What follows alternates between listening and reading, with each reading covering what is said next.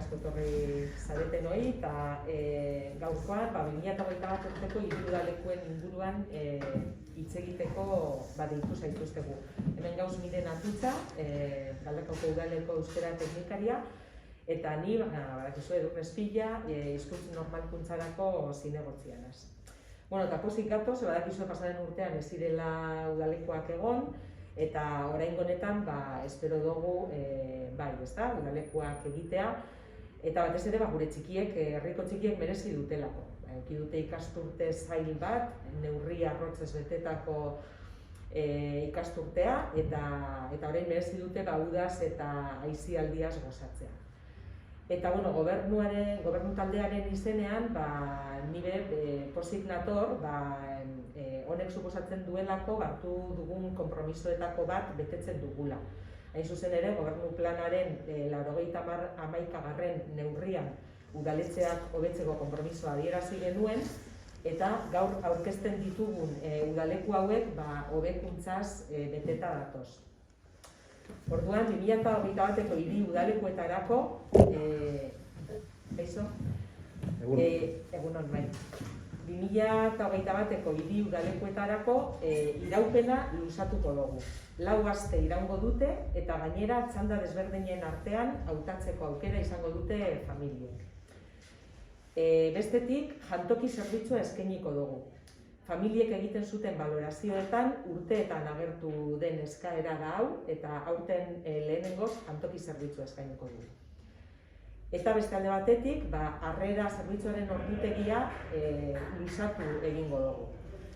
Neurri guzti hauek kontuan hartuta, umeak goizeko 8:30 eguerdiko 2:30 egon ahal izango dira udaleku eremuan, ekintzez edo bazkariaz gozatzen.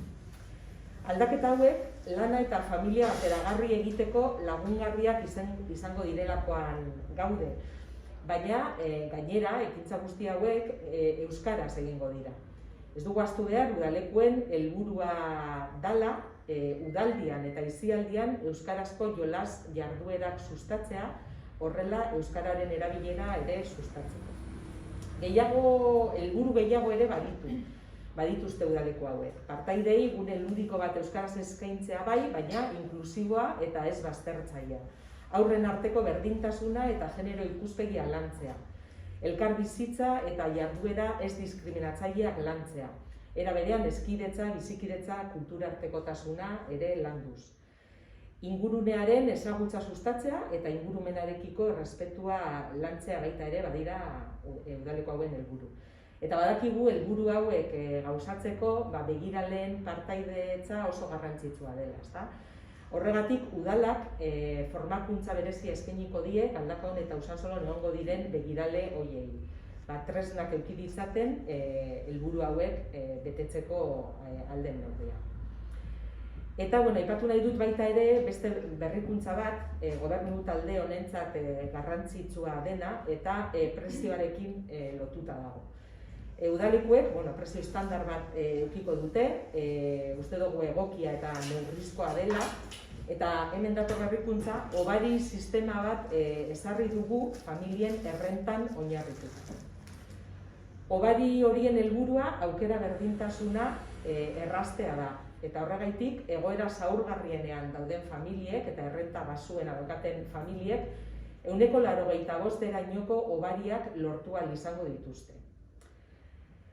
Era berean, plazen lekuen 5% gorde egingo dugu babes berezia merezi duten kolektiboetarako. Desgaitasunak dituzten umeak edo diru-sarrerak bermatzeko errenta eta gizarte larrialdietarako laguntzak kobratzen dituzten familietako umeentzat. Eta baita ere beste babes berezia merezi dutenek, bazterketa sozialeko arriskuan dauden familietako umeak edo genero indarkeria pairatu duten familietako umeak. Neurri bi hauekin uste dugu aukera berdintasunaren alde egiten dugula eta udaleku justuago batzuk sortzen ditugula. Eta ezin dugu bukatu ez da pandemiaren kontua aipatu gabe. Pandemia, COVID-19ak ondorio negatiboak izan ditu hizkuntzan ere bai. Hizkuntza arrakala sortu da, eta horiek arintzea ere bada udaleku hauen helburua. Kontuan hartu behar dugu, Galdakaoko ume askok euskararekin lotura eskolan bakarrik daukatela. Eta itxialdiak suposatu zuen euskara euren bizitzetatik desagertu zala. Horregaitik, orain, uste dugu denbora galdu hori berreskuratzeko unea iritsi da, ezta? Adibidez, aurkezten ditugun udaleku hauen bidez. Gainera badakigu Galdakaoko familiek euskararen aldeko autua, apustua egiten dutela. Hori esaten digute behintzat matrikulazio datuek. Galdakaoko ikastetxeetan lehen hezkuntzan matrikulatuta dauden ume guztiak D ereduan matrikulatuta daude. Eta gainera, kontuan hartu behar dugu, erroldatuta dauden umeen 80%ak herriko ikastetxeetan ikasten duela. Horrek esan nahi du familiek ume euskaldunak nahi dituztela. Elebidunak ere bai, hirueledunak ere bai, baina euskaldunak ere. Nahi dute euskaraz maneiatuko diren umeak. Kontua da, D ereduan eskolaratzea ez dela nahikoa hizkuntz gaitasun hori lortzeko. Hori da adituek esaten dutena. Azpimarratzen dute oso garrantzitsua dela eremu ez formalean euskara erabiltzea. Kirolean, kulturan, aisialdian, eskolaz kanpoko ekintzetan, garrantzitsua da hizkuntza beraren osasunerako, baina baita ere ikasketa prozesuan daudenek trebetasunak eskura ditzaten. Horregaitik, mezu hau bidali nahi diegu Galdakaoko familiei, ez? Bai euskaliztunei eta bai euskaliztunak ez direnei. Lekutxo bat egin diezaiotela euskarari euren egunez egunekoan, urte osoan zehar, baina batez ere udako aldi honetan, eskolarekin lotura hautsi egindan udako garai honetan, hautatuz, aurkezten ditugun udaleku hauek, udaleku euskaldunak, udaleku hauen modukoak, eta baita ere eskainiz, gaur egun daukagun eskaintza oso zabala, eskainiz umei aukera euskeraz dibertitzeko, ezta? Mila aukera ditugu, badakigu, antzerkiak, zirkoa, musika, liburuak, zinema, telebista, Netflix, laster ere euskeraz datorren. Eta, hori guztia oso garrantzitsua izango da gaitasun linguistiko hori eskaintzeko gure umeei, ez? Orduan, hautua badakigu horren aldekoa dela, orduan bizkat zabaldu esparru bat ez da nahikoa eskolaratzea bakarrik, garrantzitsua da eremu ez formal horretan ere, euskerazko ekintzak eta euskeraz bizitzaz. Bukatzeko, aipatu noski udaleku seguruak izango direla. Unean uneko neurriak errespetatuko ditugu, horregatik orain aurkeztuko duguna momentu honetan planteatuta daukaguna da, agian aldaketak ezarri beharko dira. Baina, oraingoz behintzat egin duguna pilaketak ekiditeko, laugarren gune bat sortu dugu, dakizuenez, hemen normalean hiru udaleku gune zeuden, eta orain laugarren bat ere sartuko dugu pilaketa horiek ekiditeko. Eta, azken mezu bat, udalekuetan lan egiteko interesa dutenentzat. Asko dira, garai honetan jasotzen ari gara kurrikulumak, eskainiz euren burua udalekuetan lan egiteko, eta gazte pertsona horiei esan nahi diegu izena eman dezaketela beharsarea.eus webgunean, hor grabatu dezakete haien eskaintza.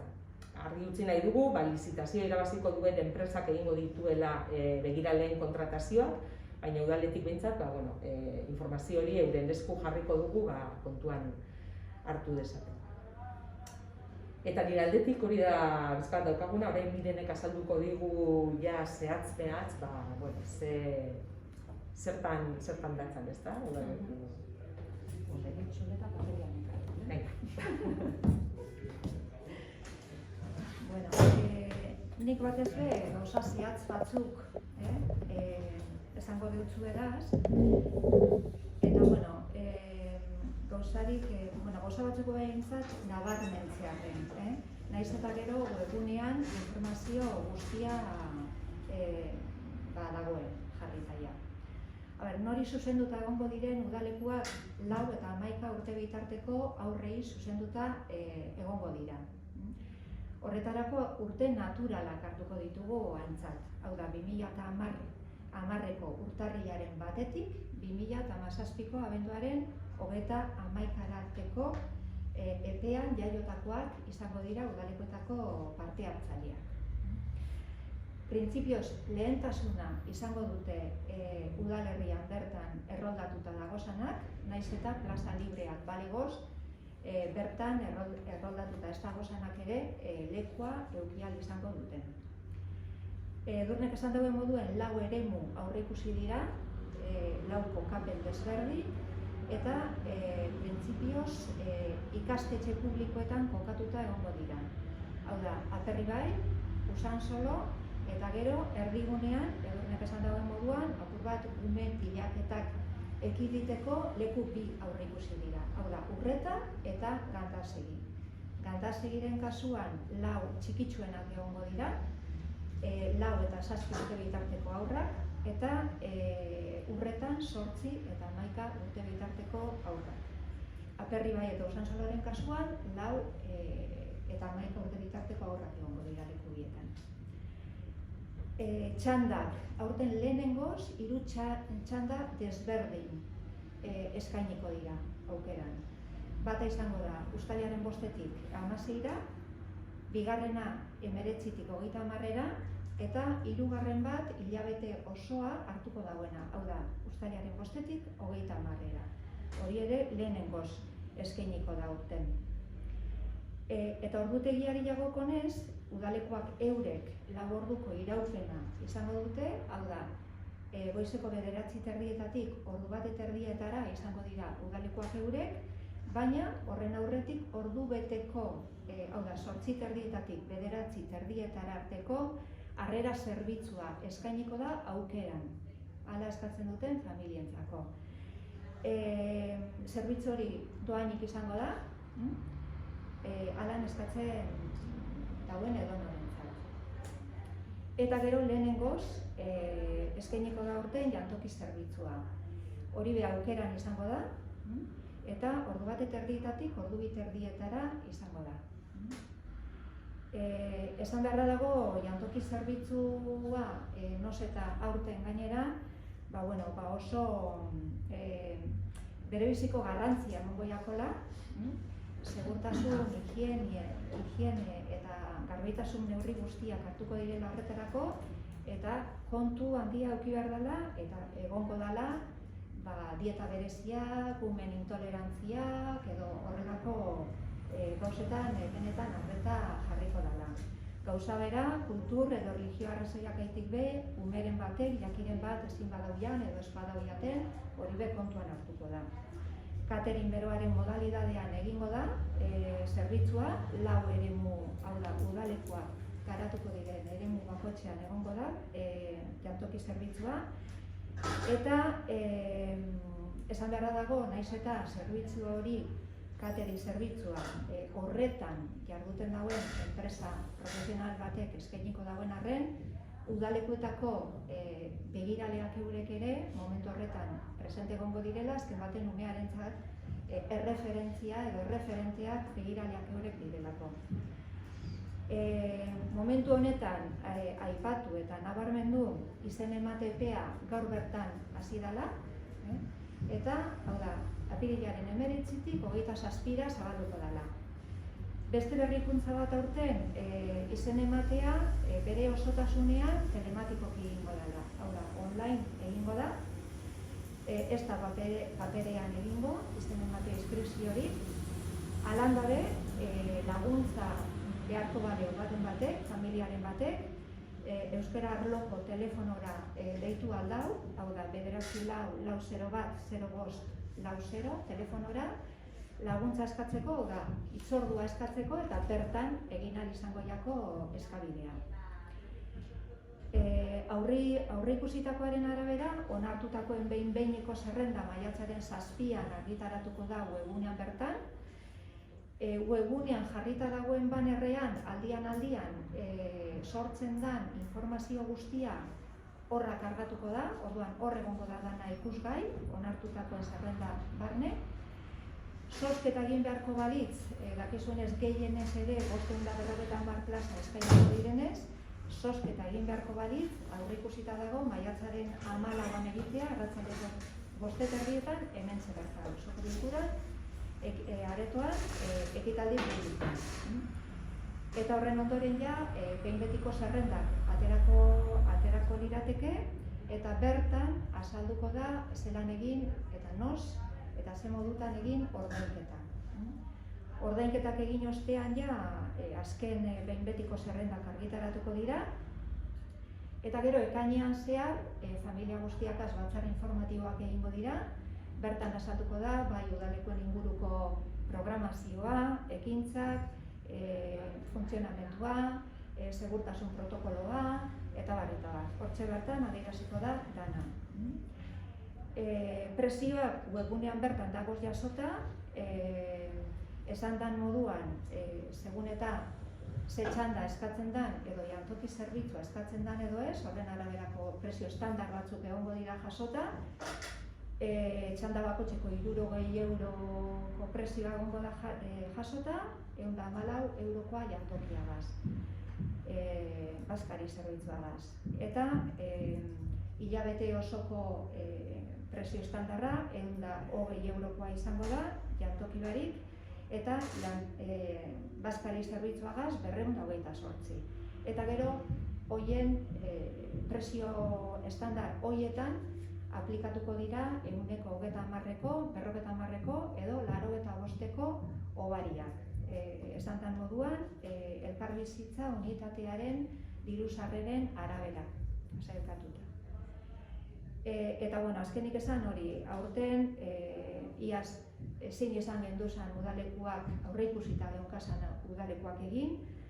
Aurten, pozgarria da eta uste dugu beharrezkoa dela horrelako ekintzak bultzatzea eta sustatzea, baina kontu handia hartu beharra dago eta COVID-ak berak eragindako osasun krisia kontuan hartuta ezinbestekoa izango da unean uneko segurtasun eta garbitasun neurri guztiak bermatuta izatea. Orduan, lehen esan moduan, gauza bat aurreikusita daukaguna eta gero unean uneko egoeraren arabera hartu behar izango lirateke kasuren baten beste neurri batzuk edo beste baten baldintza batzuk, ezta? Baina, printzipioz aurreikusita daukagunagaz egingo dugu aurrera eta, sortea daukagun eta aurreikusita daukagun hori eginak izango dugu.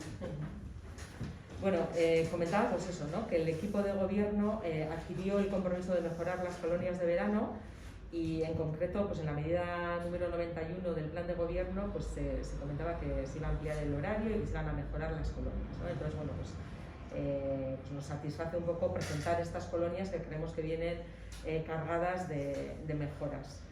En concreto se van a ofertar durante más días, durarán 4 semanas y se podrá optar además entre 3 turnos diferentes. También se va a ofrecer el servicio de comedor, que esto es una demanda pues, que durante años se venía recogiendo en todas las valoraciones que realizaban las familias y este año por primera vez pues, vamos a ofrecer el servicio de comedor. Y por otra parte además también vamos a ampliar el horario del servicio de acogida. Esto supone pues, que los niños y niñas podrán permanecer en el recinto donde se van a celebrar las colonias de 8:30 de la mañana a 2:30 del mediodía.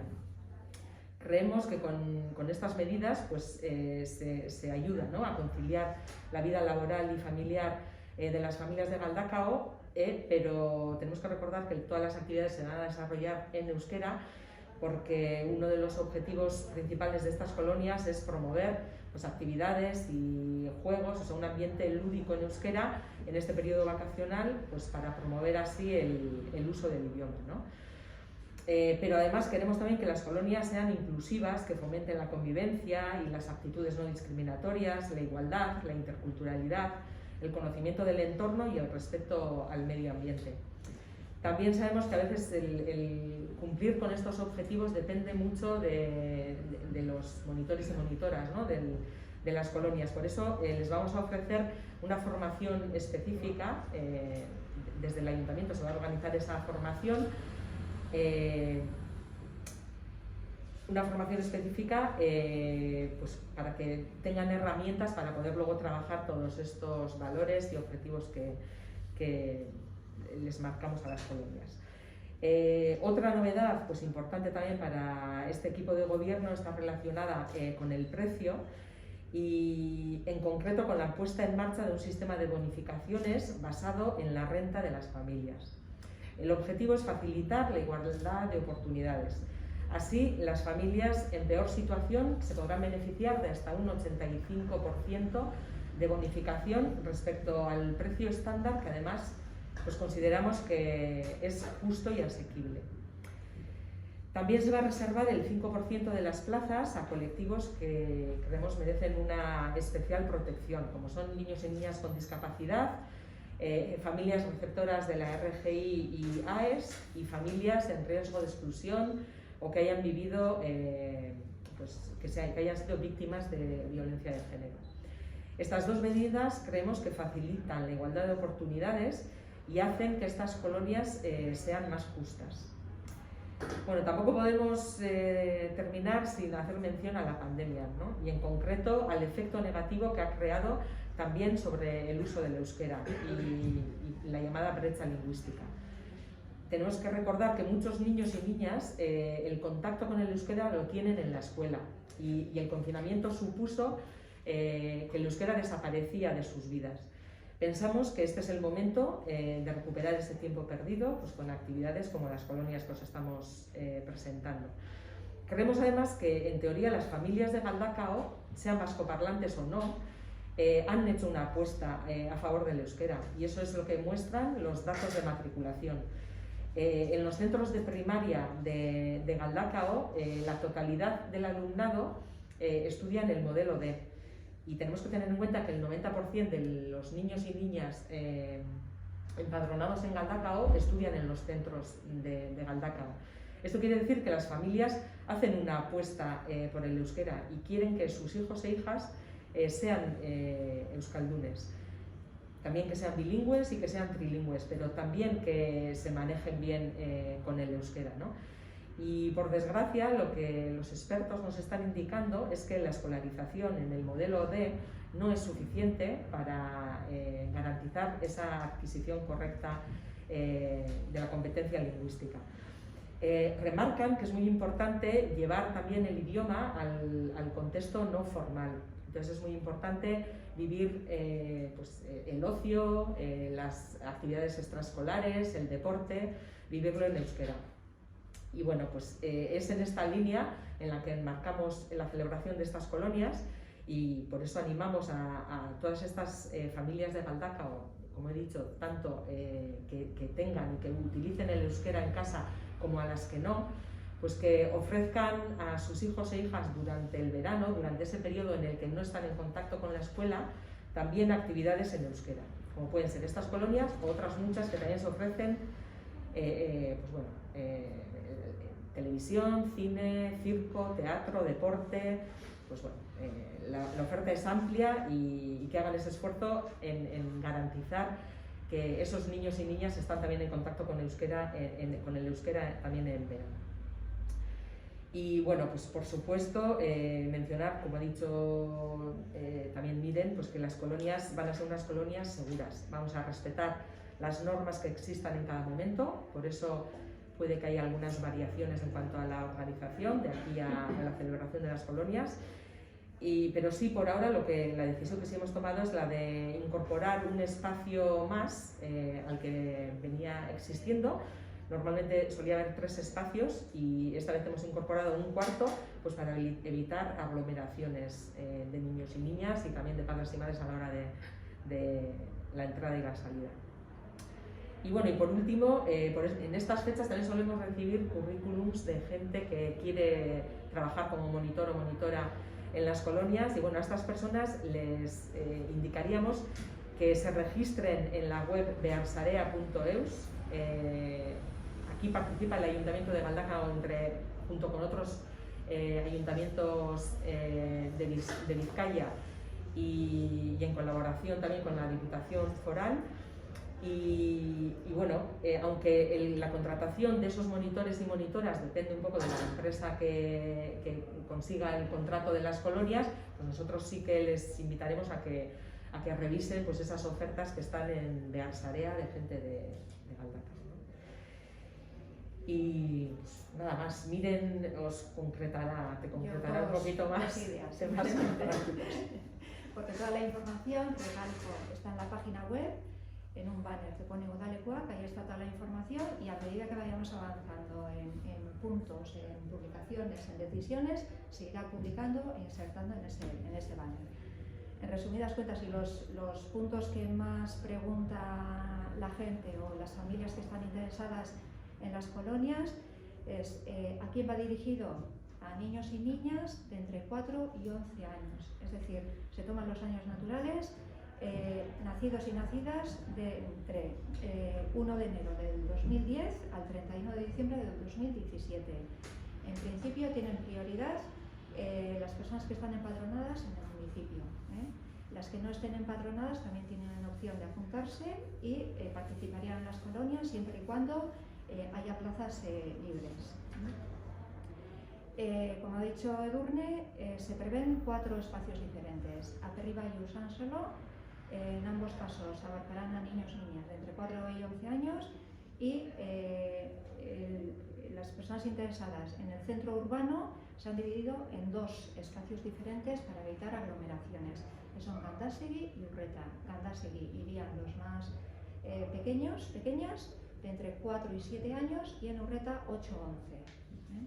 Luego, dependiendo un poco de la demanda que hay, se puede tener una pequeña variación, podría ser 4-8 o tal, pero nosotros hemos previsto, en base un poco a la demanda y datos que hemos tenido de años anteriores, pues hemos hecho esa posible distribución, digamos. Turnos. Este año, hasta ahora solamente había la opción de un único turno de 3 semanas de duración, pues este año se ofertan 3 en cada uno de esos 4 espacios, 3 turnos diferentes. Uno que iría del 5 al 16 de julio, uno segundo que iría del 19 al 30 y otro que aglutinaría los 2 turnos anteriores, es decir, del 5 al 30 de julio. Horario. Las colonias en sí tendrían una duración de 4 horas diarias, de 9:30 a 1:30, pero hay 2 servicios opcionales, digamos. Uno que iría de 8:30 a 9:30 para aquellas familias para apoyar y ayudar en el tema de la conciliación familiar. Un servicio de acogida, digamos, que iría de 8:30 a 9:30. Y otro que es el servicio de comedor, que también sería el primer año que se oferta, y que iría de 1:30 a 2:30. Al servicio de comedor, lógicamente, le vamos a dar mucha importancia, mucho cuidado en temas de dietas especiales, alergias, intolerancias, comidas que algún niño o niña pueda no comer por temas religiosos o culturales, etc. Y en todo momento, aunque haya unas personas de una empresa de catering, pues siempre en todo momento estará también el monitorado, que es para el niño o niña que participa en las colonias, va a ser su referente, digamos. La inscripción ha empezado ya hoy mismo, ya tenemos ya las primeras solicitudes, y estará abierto hasta el 27 de abril. O sea, en todo caso, es el primer año que se va a hacer totalmente, en su totalidad, de forma online, de forma telemática, a través de la página web del Ayuntamiento, pero en el caso de que alguna familia necesitara ayuda para hacer esa inscripción, puede coger cita en el teléfono 944010540, que es del servicio de euskera, para que le ayuden a hacer esa solicitud. En principio, la previsión que tenemos es se publicarán las listas, la lista provisional de admitidos y admitidas el 7 de mayo, y en todo caso, si hay más solicitudes de las plazas previstas, pues se haría un sorteo el 14 de mayo, aquí mismo, en el Salón de Plenos del Ayuntamiento, a las 5 de la tarde, 5:30 de la tarde. Los precios están en la página web también, son unos precios estándar, depende del turno que se opte y dependiendo también del servicio de comedor. Entonces, por poner unos ejemplos, cada turno pues de 2 semanas sin comedor sería 60 euros, con comedor 114. Si opta por todo el mes serían 120 euros sin comedor, 228 con comedor. Y luego sobre esas tarifas que digamos son las estándar, se aplicarían unas bonificaciones que pueden ser del 30, del 50 o incluso hasta el 85% sobre esas tarifas estándar. Y eso sería en base a los ingresos por unidad convivencial. Y como ha dicho Edurne, pues el tema del COVID pues está ahí.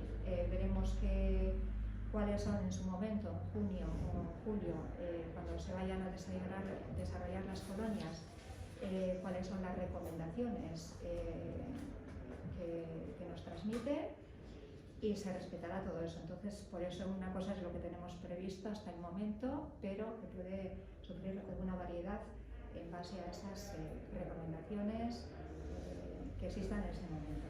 Y yo creo que más o menos eso, recalcar que toda la información se irá volcando en la página web